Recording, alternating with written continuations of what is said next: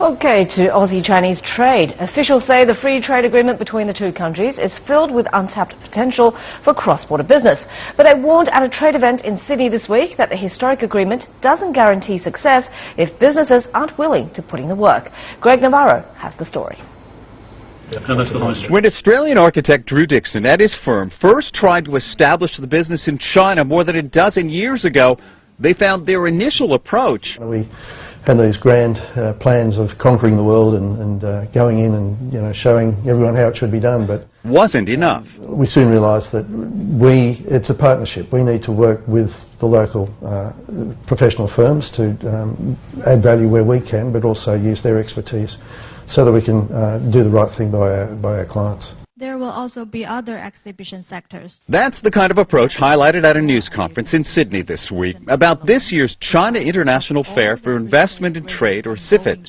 The event in Xiamen brings people from more than 40 nations, including Australia, together with Chinese government leaders and businesses to help build relationships and promote trade. To understand the Chinese economy better, to understand those Chinese investors better, to understand the trends of China's economy and capital flows better.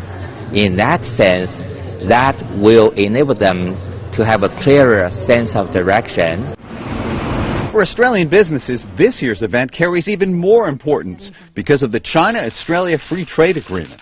There is a great deal of optimism in this country about the Free Trade Agreement, thanks to all the attention it received last year during its signing and implementation. There's also a concern among some people, however, that all that attention has helped to create a false sense of prosperity. They don't realise that it's only just the beginning. CHAFTA really, even though there had been quite a lot of trade already, CHAFTA heralds a whole new era, I guess, but it's up to us to actually do now a lot more work to actually make the most of the opportunities that CHAFTA creates. That's a lesson Drew Dixon says his firm learned years ago. Build the relationships, work on the trust, show that you can sincerely deliver what the client is looking for. That all takes time.